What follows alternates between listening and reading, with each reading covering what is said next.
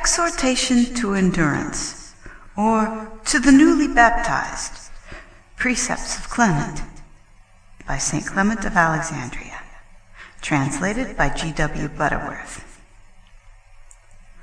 Cultivate quietness in word, quietness in deed, likewise in speech and gait, and avoid impetuous eagerness, for then the mind will remain steady, and will not be agitated by your eagerness, and so become weak and of narrow discernment, and see darkly. Nor will it be worsted by gluttony, worsted by boiling rage, worsted by the other passions, lying a ready prey to them. For the mind, seated on high, on a quiet throne, looking intently toward God, must control the passions. By no means be swept away by temper in bursts of anger, nor be sluggish in speaking, nor all nervousness in movement, so that your quietness may be adorned by good proportion, and your bearing may appear something divine and sacred. Guard also against the signs of arrogance, a haughty bearing, a lofty head, a dainty and high-treading footstep. Let your speech be gentle toward those you meet, and your greetings kind. Be modest toward women, and let your glance be turned to the ground. Be thoughtful in all your talk, and give back a useful answer, adapting the utterance to the hearer's need, just so loud that it may be distinctly audible, neither escaping the ears of the company by reason of feebleness, nor going to excess with too much noise.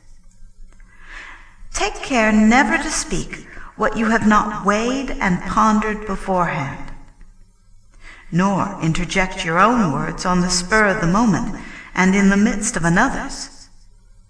For you must listen and converse in turn, with set times for speech and for silence. Learn gladly and teach ungrudgingly.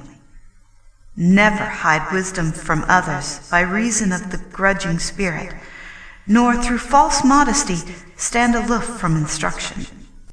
Submit to priests just as to fathers. Honor God's servants. Be first to practice wisdom and virtue. Do not wrangle with your friends, nor mock at them and play the buffoon.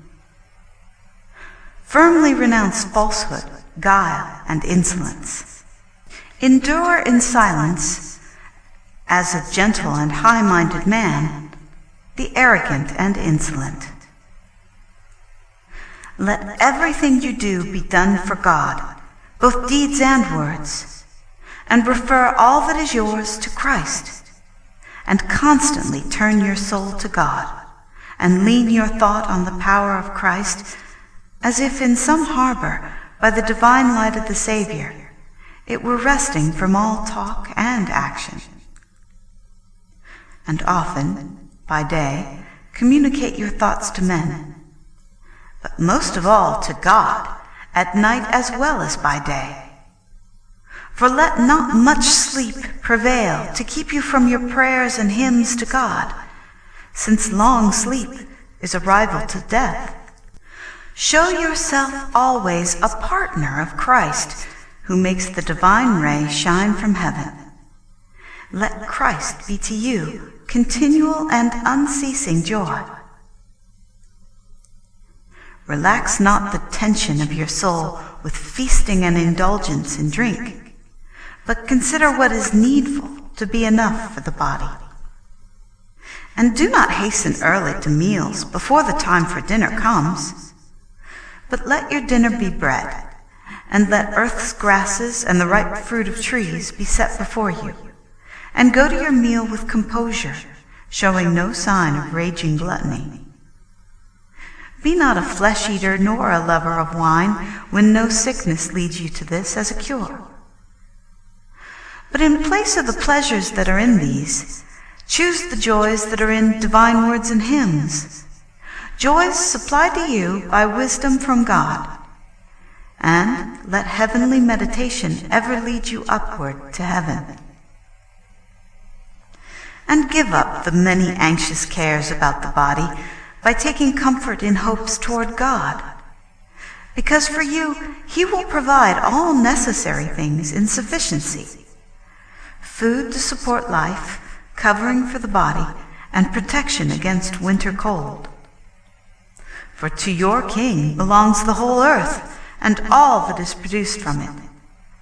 And God treats the bodily parts of his servants with exceeding care, as if they were his, like his own shrines and temples. On this account, do not dread severe diseases, nor the approach of old age, which must be expected in time. For even disease will come to an end, when the wholehearted purpose we do his commandments.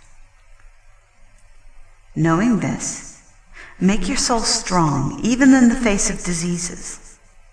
Be of good courage, like a man in an arena, bravest to submit to his toils with strength unmoved. Be not utterly crushed in soul by grief, whether disease lies heavily upon you or any other hardship befalls. But nobly confront toils with your understanding, even in the midst of your struggles, rendering thanks to God, since his thoughts are wiser than men's, and such as it is not easy nor possible for men to find out. Pity those who are in distress, and ask for men the help that comes from God. For God will grant grace to his friend when he asks, and will provide succor for those in distress, wishing to make his power known to men, in the hope that when they have come to full knowledge, they may return to God, and may enjoy eternal blessedness, when the Son of God shall appear and restore good things to his own. End of Exhortation to Endurance.